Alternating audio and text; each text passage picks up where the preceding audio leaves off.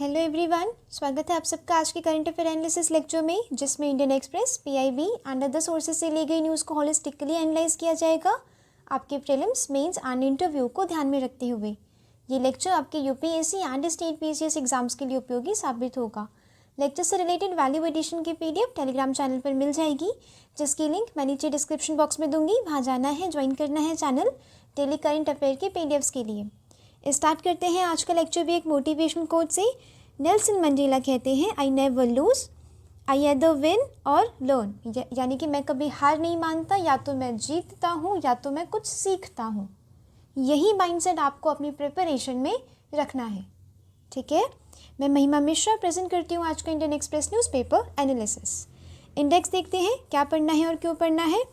Black tigers का वो जिक्र है। अब सफारी स्टार्ट की है ओडिशा के सिमलीपाल टाइगर, वो जो टाइगर रिजर्व है उसमें ब्लैक टाइगर्स के लिए सफारी उनकी स्टार्ट कर दी गई है। ठीक है, तो ये इससे रिलेटेड टॉपिक्स पढ़ने इंपॉर्टेंट हो जाते हैं प्रीलिम्स के पॉइंट ऑफ व्यू से भी, और आप अदर एग्जाम्स देते हैं, कोई स्टेट पीसीएस देते हैं, उसके लिए भी इम्पॉर्टेंट हो जाता है। सिमलीपाल टाइगर रिजर्व ये इसी से रिलेटेड है, पढ़ेंगे। नेशनल टाइगर कंजर्वेशन अथॉरिटी, ये भी बहुत इम्पॉर्टेंट है। ठीक है, नेक्स्ट देखेंगे 1 in 3 Americans has no religious affiliations.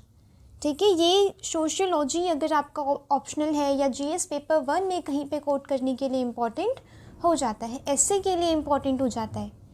ठीक है, सबमिट टू मैरिजेस को बैन का जो बैन था वो प्रोहिबिट किया गया है बाय दिल्ली हाई कोर्ट। ठीक है, ये भी पढ़ेंगे कि कैसे ये इम्पॉर्टेंट हो जाता है आपकी सोशियोलॉजी के लिए, जीएस पेपर 1 के लिए। उसके बाद एक एडिटोरियल आया है बर्डन ऑफ मैल न्यूट्रिशन, जो बहुत ही ज़्यादा इम्पॉर्टेंट है आपके जीएस पेपर 2 के पॉइंट ऑफ व्यू से। ठीक है, इसीलिए उसे पढ़ना, अच्छे से एनालाइज करना एंड बार बार रिवाइज करना इम्पॉर्टेंट है। फिर देखेंगे, अब उत्तराखंड वक्फ बोर्ड ने कहा है कि मदरसे में अब राम जी का गुणगान किया जाएगा, उनकी वैल्यूज़ को पढ़ाया जाएगा। ठीक है, ये इम्पॉर्टेंट हो जाता है आपके जीएस पेपर 1 के लिए, जहाँ पे आप दिखाएंगे कि यूनिटी इन डाइवर्सिटी। ठीक है, कि कैसे all religions under one roof रह रहे हैं, बहुत प्यार से रह रहे हैं। जब आप ये चीज़ दिखाएंगे तो आप ये एग्जाम्पल मेंशन करेंगे। ठीक है, एसए के लिए भी इम्पॉर्टेंट है, मेंशन किया जा सकता है एग्जाम्पल, और इंटरव्यू के लिए भी इम्पॉर्टेंट है। स्टार्ट करते हैं पहली न्यूज़ से। Behind Odisha's plan of a safari around this famous black tiger. ठीक है, जो मेलानिस्टिक टाइगर्स होते हैं उसकी सफारी स्टार्ट कर दी गई है by National Tiger Conservation Authority से अप्रूवल लेके। ठीक है, ये एक नेशनल टाइगर कंजर्वेशन अथॉरिटी क्या है? ये एक नेशनल बॉडी है for the conservation of big cats, that is tiger. Melanistic tiger क्या होते हैं? मेलानिज्म क्या होता है? एक ये जेनेटिक कंडीशन है in which an increase production of melanin. Melanin ना, जैसे कि हमारे हेयर्स ब्लैक होते हैं, आइज ब्लैक होती है, इन सब के पीछे मेलानिन का प्रोडक्शन ज़्यादा माना जाता है।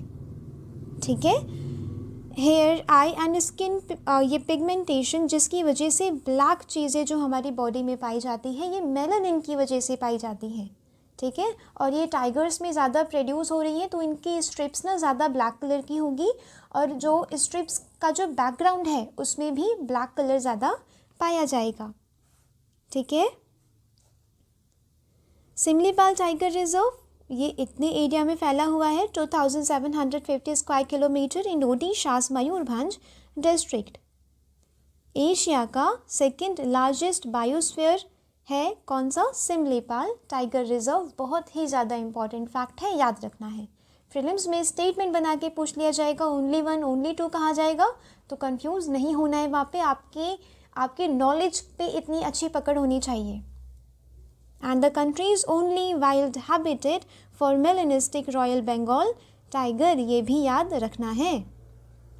ठीक है, अब देखते हैं सिमलीपाल टाइगर रिजर्व के बारे में। ये सिमूल नाम से लिया गया है। सिमूल का मतलब होता है कॉटन, सिल्क कॉटन ट्री। ठीक है, यहाँ पे जो सिल्क कॉटन ट्री है वो पाए जाते हैं। टाइगर रिजर्व डेजिग्नेट किया गया था इन 1956, प्रोजेक्ट टाइगर के अंदर लाया गया था इन 1793। बायोस्फीयर रिजर्व डिक्लेयर किया गया था इन 1994। आप इतनी डेट्स ना भी याद रखें तो भी चलेगा, बट ये चीज़ याद रखनी है कि हाँ एशिया का लार्जेस्ट बायोस्फीयर है, या ओनली वाइल्ड जो मेलनिस्टिक टाइगर्स पाए जाते हैं यहाँ पे, ठीक है, ऐसा ओनली बायोस्फीयर रिजर्व है, ऐसे करके आपको याद रखना है। यूनेस्को की नेटवर्क ऑफ बायोस्फीयर रिजर्व में डाला गया था इन 2009, ठीक है। ये पार्ट है सिमलीपाल, कुलडीहा, हथगढ़ एलिफेंट रिजर्व, जिसे पॉपुलरली कहा जाता है मयूरभंज एलिफेंट रिजर्व, ठीक है। लोकेशन ये ओडिशा के मयूरभंज डिस्ट्रिक्ट के नदर्न पार्ट में लाई करता है, ठीक है। जोग्राफिकली देखेंगे तो ये ईस्टर्न एंड है of the eastern Ghat. 2 tribes यहाँ पे पाए जाते हैं, एरेंगा खारियास, याद रखना है, बहुत इंपॉर्टेंट है, इसे तमिलनाडु में नहीं, मतलब नहीं पहुँचाना है कंफ्यूजन के द्वारा, ठीक है, याद रखना है कि उड़ीसा के हैं। और मनकरदयास, ये 2 ट्राइब्स पाए जाते हैं कहाँ पे, उड़ीसा के सिमलीपाल टाइगर रिजर्व में, ठीक है। वहाँ पे ये जो इस रिजर्व के आसपास के फॉरेस्टेड एरियाज़ को इनहेबिटेड करते हैं। ब्लैक टाइगर देखेंगे, ये एक रेयर कलर वेरिएंट है of tiger, not a distinct species, ये एक कोई डिस्टिंक्ट स्पीशीज नहीं है, बस एक ब्लैक वेरिएंट है, ठीक है, टाइगर्स का। क्यों होता है? क्योंकि इनमें सिंगल म्यूटेशन होती है इन द ट्रांसमेम्ब्रेन एमिनोपेप्टिड, ये पैप्टिडेज क्यों जीन की वजह से यहाँ पे इनमें मेलानिन का प्रोडक्शन ज़्यादा होता है और पाया जाता है इनका ब्लैक कलर, ठीक है। अगर बहुत ज़्यादा मतलब प्रोडक्शन हो जाए तो इसे ब्लैक कोटिंग की तरह हो जाती है, ठीक है। इसे सूडो मेलानिस्टिक या फिर फॉल्स कलर्ड भी कहा जाता है। ये देखिए कितना ज़्यादा इसमें प्रोडक्शन हुआ है मेलानिन का, ठीक है। ये चीज़ें याद रखनी है, जो भी न्यूज़ में चल रहा है वो पढ़ना, अच्छे से एनालाइज करना इम्पॉर्टेंट है। नेशनल टाइगर कंजर्वेशन अथॉरिटी का इसमें जिक्र है, पढ़ेंगे इसके बारे में भी। ये एक स्टैट्यूटरी बॉडी है, वो बॉडी जो एक्ट के द्वारा बनाई जाती है, ठीक है। Ministry of environment, forest and climate change के अंदर ये लाई करती है। इस्टेब्लिश हुई थी 2005 में। रिकमेंडेशंस किसकी थी? टाइगर टास्क फोर्स की। कॉन्स्टिट्यूट हुई थी for enabling provision wild life protection act 1972। इस एक्ट के तहत वो statutory body national Tiger Conservation authority का निर्माण किया गया था, गठन किया गया था, ठीक है। ये चीज़ याद रखनी है, नहीं भूलनी है, बहुत बेसिक चीज़ें हैं ये। नेक्स्ट देखेंगे, nearly 1 in 3 Americans has no religious affiliations, हुआ द नन्स, यानी कि ये आपके जीएस पेपर 1 के लिए रिलीजन के ऊपर अगर कोई क्वेश्चन आता है, या सोशोलॉजी अगर आपका ऑप्शनल है, या रिलीजन का टॉपिक आप पढ़ रहे हैं, ठीक है, प्रिपरेशन में, उसके लिए ये डाटा इंपॉर्टेंट हो जाता है, क्योंकि western as well as Indian examples डालने होते हैं, इसीलिए ये चीज़ ध्यान रखनी है। A survey from Pew research center has found that number of Americans who do not identify with any religion, इनकी संख्या बढ़कर हो गई है 28%। इनमें कुछ एथिस्ट हैं जो बिलीव ही नहीं करते गॉड में, और कुछ क्या है, एग्नोस्टिक्स हैं जो कुछ शक करते हैं कि अभी मतलब स्पेक्टिकल हैं उनके मतलब स्केप्टिक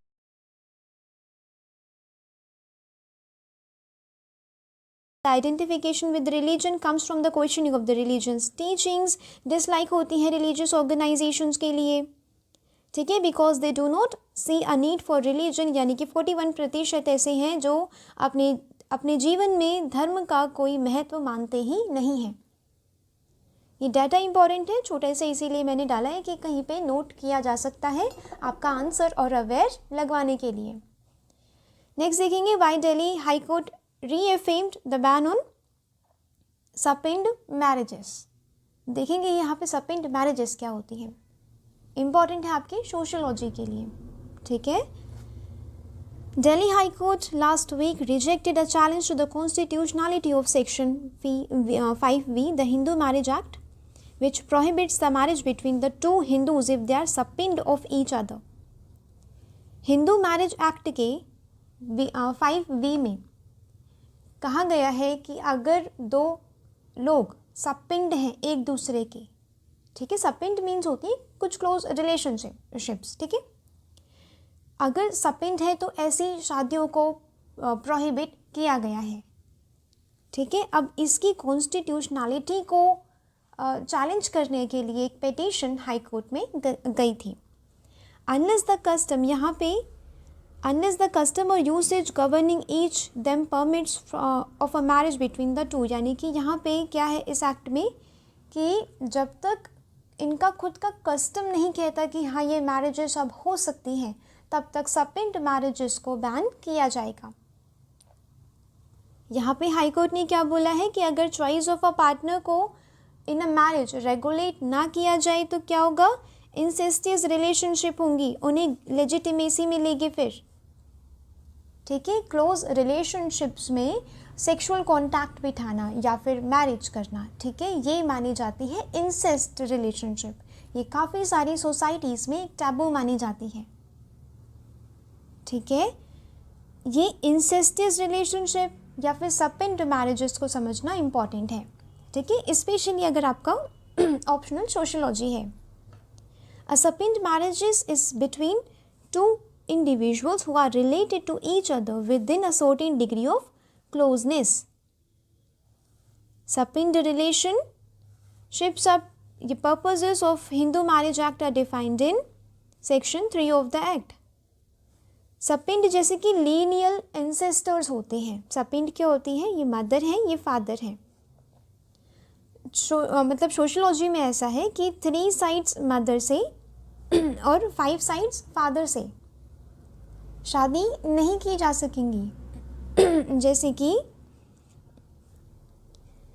यहाँ पे इनकी बेटी, राइट, पहली जनरेशन क्या है, ब्रदर से शादी करना, राइट, या फिर फादर से शादी करना या फादर की फादर से शादी करना। ठीक है, ये मैरिजेस यहाँ पे प्रोहिबिट होंगी, ये बात ध्यान रखनी है। Hindu individual marry anyone who is within 3 generations of them line of ascent on the father side, ये prohibit किया गया है 5 generations तक। ठीक है, फादर के फादर, ग्रैंडफादर, ठीक है, ग्रैंड पेरेंट्स, ऐसे में शादी नहीं की जाएगी। This means that on their mother sides an individual cannot marry their siblings। ठीक है, फर्स्ट जनरेशन में शादी नहीं होगी, पेरेंट्स से शादी नहीं कर सकते, सेकंड जनरेशन और उनके ग्रैंड पेरेंट्स से शादी नहीं कर सकते, ये मदर साइड से है। ठीक है, फादर साइड से ये चीज़ एक्सटेंड हो जाती है टू द 5 जनरेशन। ठीक है, याद रखनी है। अब और कौन कौन सी मैरिजेस है जिन्होंने अलाउ किया है या नहीं किया है। In several European countries the laws on relationship considered incestuous are less stringent than India. India में बहुत टैबू माना जाता है, अभी भी सोसाइटी इसे एक्सेप्ट नहीं करेगी, राइट। तो इंडिया में बहुत ही ज़्यादा टैबू माना जाता है, तो ज़्यादा स्ट्रिंजेंट भी है इससे रिलेटेड। और बाकी सारी यूरोपियन कंट्रीज़ में ये थोड़ा लेस स्ट्रिंजेंट है। Portuguese law also does not criminalise incest. ये इटालियन लॉ में क्या होता है, incest is a crime only if it causes a public scandal. अगर ये सपिंड मैरिजेस या फिर इंसेस्टियस रिलेशनशिप अगर किसी पब्लिक स्कैंडल को बढ़ावा देती है तो ऐसी मैरिजेस को क्राइम घोषित कर दिया जाएगा। ठीक है, नेक्स्ट देखेंगे बर्डन ऑफ मैल न्यूट्रिशन। यहाँ पे एनीमिया की प्रॉब्लम को उजागर किया गया है। Primarily impacts women and children, पता ही है, right. Consistent intake of food lacking in essential micronutrients, यानी कि एनेमिक लोग तब होते हैं जब उन्हें एसेंशियल माइक्रोन्यूट्रिएंट्स की कमी होती है। आयरन डिफिशिएंसी होती है, विटामिन ए, जिंक डिफिशिएंसी जो इम्यूनिटी को भी कहीं ना कहीं हार्म करती है। यहाँ पे ऑथर कह रही हैं कि एनेमिक मदर्स ना बर्थ देती हैं एनेमिक बेबीज़ को, तो यहाँ पे मदर का जो न्यूट्रिशन ज़रूरतें हैं उसे पूरी करनी ज़रूरी है। गवर्नमेंट प्रोग्राम्स लाइक अनीमिया मुक्त भारत, अब यहाँ पे ऑथर कह रही हैं कि जो गवर्नमेंट्स प्रोग्राम है जैसे कि अनीमिया मुक्त भारत, मिड डे मील, इनका अच्छे से इम्प्लीमेंटेशन रूट लेवल पे होना ज़रूरी है। ठीक है, biggest targeted measures to tackle disorder. It involves administering iron and folic acid, यानी कि अनीमिया मुक्त भारत के तहत क्या हो रहा था, आयरन एंड फॉलिक एसिड दी जा रही थी टैबलेट्स. ये प्रीलिम्स में फैक्ट पूछा जा चुका है स्टेटमेंट बनाकर. ठीक है, इसीलिए मैं जो पढ़ाती हूँ वो मैं बताती चलती हूँ कि ये आपके प्रीलिम्स के लिए इम्पॉर्टेंट है या आपके मेंस के लिए इम्पॉर्टेंट है. याद रखनी है वो चीज़ें. ठीक है, नेक्स्ट है मिड डे मील स्कीम. इसके तहत भी बच्चों को जो उनकी न्यूट्रिशियस जो नीड्स हैं उसे पूरी करना ज़रूरी है. बर्डन ऑफ माल न्यूट्रिशन ये काफ़ी कॉम्प्लेक्स है, काफ़ी सारे एरियाज़ को कैरी करता है. ठीक है, social, economical and political. Right, needs to be address through a multiple intervention, यानी कि मल्टीपल इंटरवेंशन होलिस्टिक वे में इसे टैकल करना ज़रूरी है, जिसमें से सबसे पहली है डाइट. ठीक है, पहले डाइट्स में क्या होता था, हम पारंपरिक खाना खाते थे. राइट, जैसे दाल चावल सब्ज़ी रोटी, कुछ फ्रूट्स हो गए, फल हो गए. ठीक है, मतलब ड्राई फ्रूट्स हो गए, ऐसे करके हम खाना खाते थे. अब वो डाइट्स अब हटाई जा रही हैं. किसके द्वारा? जो शुगरी डाइट्स होती है ना, उनके द्वारा. ठीक है, जो खाने में तो टेस्टी होती है बट वो माल न्यूट्रिशन लेके आती हैं, वो माइक्रो न्यूट्रिएंट्स की कमी लेके आती हैं बॉडी में. ठीक है, जो कैलोरिकली तो डेंस है बट न्यूट्रिशनली डिफिशिएंट है.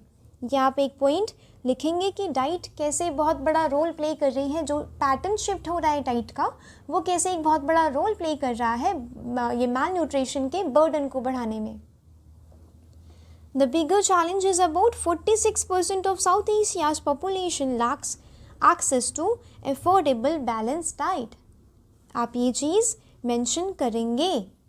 ठीक है, इसीलिए डाटा भी इम्पॉर्टेंट है, पॉइंट्स भी इम्पॉर्टेंट हैं. According to the state of food security and nutrition in the world, around 74%, India की 74% पॉपुलेशन ऐसी है जो हेल्दी डाइट अफोर्ड नहीं कर सकती. तो इस नंबर से देखा जा सकता है कि इंडिया में माल न्यूट्रिशन की प्रॉब्लम कितनी बड़ी है. रीसेंट गवर्नमेंट इंटरवेंशन जैसे कि लार्ज स्केल फूड फोर्टिफिकेशन. यहाँ पे फूड फोर्टिफिकेशन का मतलब क्या होता है, जो भी स्टेपल्स क्रॉप होती है ना, जैसे चावल हो गया, गेहूँ हो गया, उसमें माइक्रो न्यूट्रिएंट्स डाले जाते हैं. ठीक है, उसके बाद उसे डिस्ट्रीब्यूट किया जाता है. अब बहुत सारी कंट्रीज़ ने ये बहुत पहले ही अडॉप्ट कर लिया था फूड फोर्टिफिकेशन. अभी इंडिया ने उतना नहीं किया है. फूड फोर्टिफिकेशन एक नोवल स्ट्रैटेजी तो नहीं है, बट जैसे कि गवर्नमेंट लेके आई थी iodised salt under National Iodine Deficiency Disorder Control Programme. ये आप एग्जाम्पल के तौर पे लिखेंगे. उसने जो घेंघा रोग होता है ना, उसे कम करने के लिए बहुत ही सिग्निफिकेंट रोल प्ले किया है. आप ये एग्जाम्पल लिखेंगे कि कैसे फोर्टिफिकेशन भी माल न्यूट्रिशन की प्रॉब्लम को टैकल कर सकता है. Awareness is critical to the acceptance of the fortified food among the targeted beneficiaries.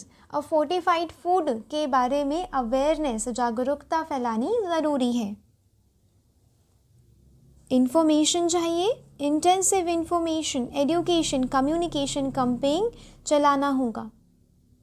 Stringent standards चाहिए ऑफ फोर्टिफिकेशन, लोगों को किसी प्रकार का नुकसान ना हो. ठीक है, research also shows no danger of iron toxicity from such foods. ठीक है, रिसर्च के थ्रू ये पता लगाना चाहिए कि जो फोर्टिफिकेशन हो रहा है इससे कोई नुकसान ना हो, ये टॉक्सिक चीज़ ना बन जाए.